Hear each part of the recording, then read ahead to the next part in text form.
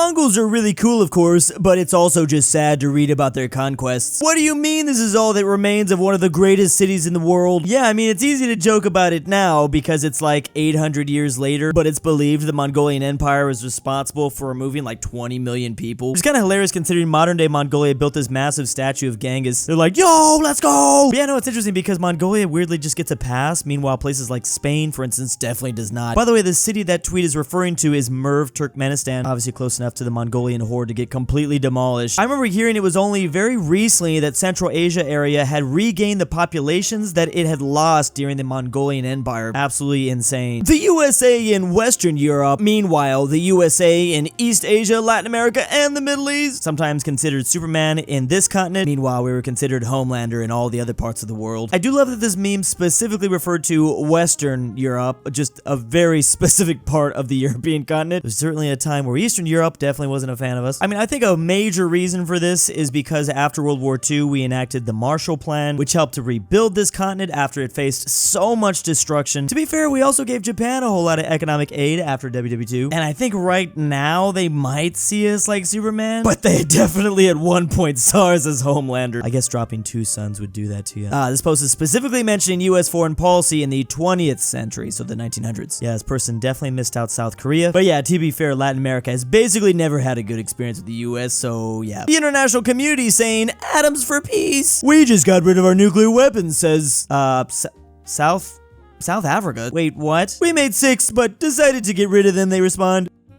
What? Yeah, the nation everyone forgets at one point had nukes. It was the only nation that built and disposed of their own nuclear weapons, since places like Ukraine and Belarus just happened to inherit those from the Soviet Union. They ended up giving them back. Still to this day, this nation is capable of building nukes if they want, so that's interesting. Maybe they'll go back on it. I mean, being capable and actually feasibly doing it are two big different things. I mean, they can do it, but I can't imagine the international response. Funny enough, there's also lots of rumors that other countries were very close to being able to make a nuke at some point in their history. They just decided not to do it. Here's a fully restored Panzer Tank being removed from the basement of an 84-year-old German man's house. God forbid men have hobbies. I mean, man, maybe he just, well, you know, the problem is he was specifically a German man and an 84-year-old one at that. So who knows what was going on, but if I could fully restore a Panzer in my basement, dang, I feel like I would too. Just be able to show my homies during parties. He was probably trying to take a vacation to Warsaw. Grandpa, do you have a tank in your basement? Funny thing is my grandpa's German, but he lives in Argentina. The man was forced to pay almost $300,000 in fines for this. I think the real issue was the fact that he had a hoard of ammunition as well. That's probably not a good look. If you're just building the tank, that's one thing, but actually, you know, being able to use it, oh, he also possibly hoarded no German,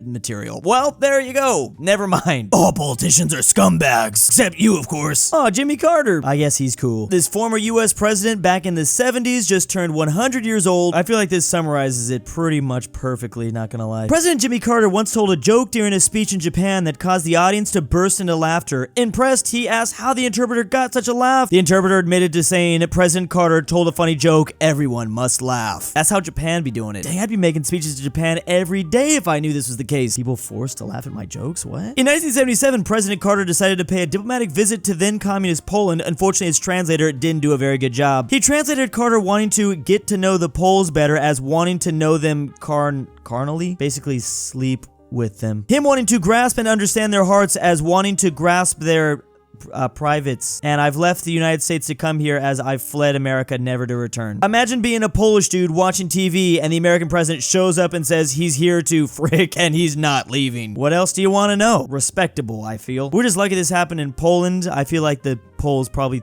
found it amusing, maybe. If anyone was going to find it amusing, it'd probably be them. Interesting. So in the 1970s, we didn't have the greatest Polish translator. That's not that surprising to me, weirdly. I mean, after all, that place had been behind the Iron Curtain for at least 30 years by then. You're short, hee, says Poland. I'm literally older than you. Oh no, that's Czechia, or the Czech Republic, or maybe Czechoslovakia. Is that true? Technically, I guess it depends on your... Actually, I don't know. Is the nation of the Czech Republic currently smaller than the nation of Poland? Yes. I mean, Poland can be considered a country in 1025, but this is always so messy once you get all the way back there. Americans trying to make memes on this subreddit. No other nation mixes up your and your. That is literally so hilarious because it's absolutely true. I make this mistake pretty much on a daily basis. Meanwhile, people that are learning English as like their 4th or 5th or 6th language, they don't even make this mistake. Yeah, I just don't care. Like, it's a dumb rule. Circle got smaller, says China. Vision got larger, as China is now only friends with the communist nation of Albania. So we're talking the Sino-Soviet split where the communist world kind of went in 2 different directions. This was a pretty big divide during the Cold War. However, the vast majority of countries ended up supporting the Soviet Union. Meanwhile, there was Albania supporting China, and that's about it. To be fair, Somalia kind of too, but yeah, a lot of attention gets put on Albania. The Albanian people, along with the Chinese, make up 1/8 of the world's population. Man, there's just so many Albanians out there. Kind of wishes it could be that big. So yeah, maybe Mao's China did in fact get smaller, but at least they found their true homies along the way. A real satellite photo of Korea at night. Wow.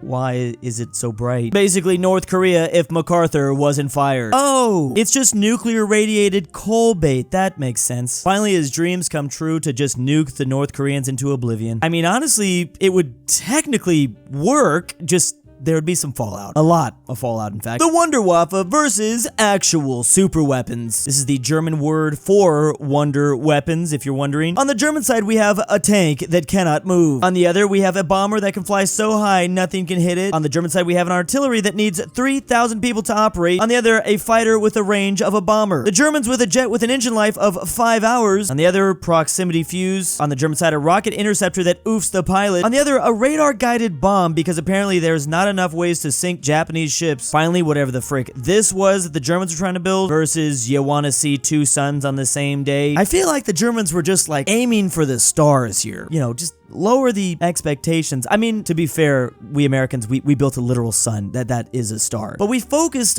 our aiming for the stars on one super weapon. Then we made kind of more simple things, like a bomber that was flying so high that no one could hit it, and a fighter with the range of a bomber, a proximity fuse, you know, stuff slightly more reasonable. Then you focus all your efforts on unleashing the power of a sun. It worked. Born too late to see German general analyze the Kursk offensive. Born just in time to see a German general analyze the Kursk offensive. Thank goodness I was born in this time in history. Slightly different Germany, and slightly different Kursk offensive, but well, the uniform is somewhat the same. I mean, it's similar vibes. What a strange anime this is, where the main villain in season 1 has become our main ally in season 2. Germany's like Vegeta. France dissolving the Holy Roman Empire. Let's go. France coming to the realization they accidentally created Germany. Which, funny enough, I feel like this is part of the reason why a lot of people don't give Napoleon a lot of credit for actually dismantling the Holy Roman Empire, because it really was a big deal at the time. He finally got rid of this monstrosity in the center of Europe after like 1,000 years. The problem is the destruction of this organization ended up just leading decades later to literally a unified Germany. The Holy Roman Empire led to the German Confederation, and that would ultimately lead to just Prussia uniting all of them. And funny enough, they beat, you guessed it, France to become like this. That's the issue. France was the one that ended up taking the L in 1871 to cause all this to happen. So yeah, unfortunately for Napoleon, this ended up not being quite the accomplishment as much as his other stuff. Funny enough, he probably should have just let it be. I love the other Nordic countries. We're just one big happy family. I hate you and hope you freaking Oh, that's Norway. Not quite as wholesome as little old Denmark here, I guess. And funny enough, a lot of that has to do with the history of Norway. Whether it was under Danish rule or under Swedish rule, Norway was just constantly being like a little puppet for somebody. It's probably a nicer way for me to put that, but yeah. This is claiming Norway was under Danish rule for 434 years. It was under Swedish rule for significantly less longer, but it's still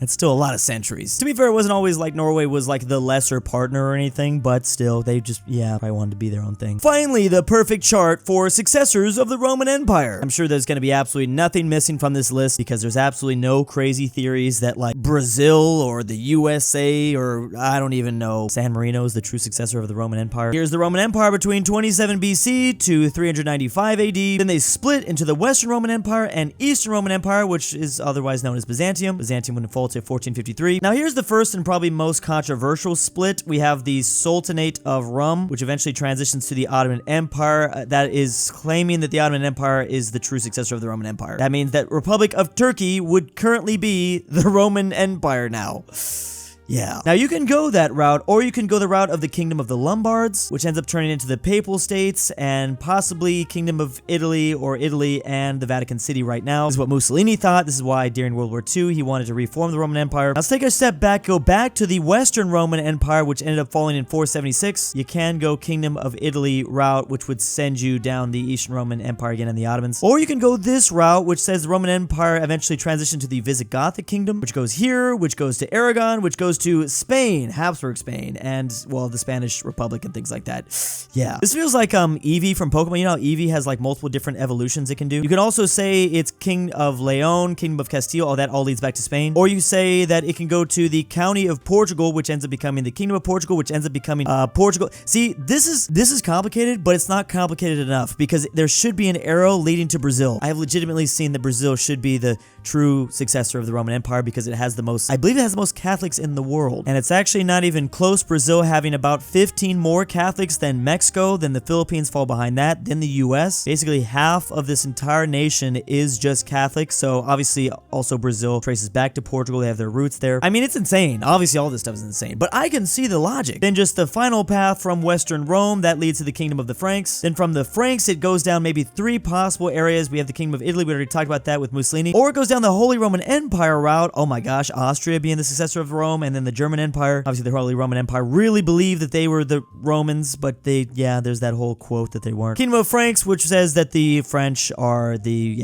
true successors. Pretty big missing country here. Third Rome, anyone? Has anyone heard of Third Rome? That's right, that's Third Rome, Moscow, or basically Russia. I mean, Eastern Rome was both the capital of the Byzantium Empire and the center of Orthodox Christianity. Obviously now Russia is the main holder of like the majority of Orthodox Christians. Kind of a similar logic to what I was talking about with Brazil, but we went down the Catholic route. It's actually hilarious just how complicated this topic really gets and how much it's still debated today. I mean, there's just so many massive, intricate details trying to explain everyone's side, everyone's justification. It's kind of funny. Like, everyone wants to be wrong. I don't really get it. It was a significant empire. I mean, yeah. And we really even barely scratched the surface. You can claim pretty much any nation is the true successor. I mean, we even have like the EU organization. I don't think we saw Greece on there. We didn't really talk about the USA, but there's a claim there somewhat. It's a mess, but kind of a fun mess, I will say. As always, big thanks to my patrons. Month 2 in Drew's basement. Drew's Argentinian Grandpa. DOOCHBAGGINS. Boys. I can't sleep. Kansas was mentioned. Amateur Archaeology. aPhatNarwhal. Carmel Tibblin. KingBearHaze. KirinoIsBestGirl. Mgmluthegoat. Tyrol. Tambre. Mexican 760. Like your name here. Check that link to Patreon down below.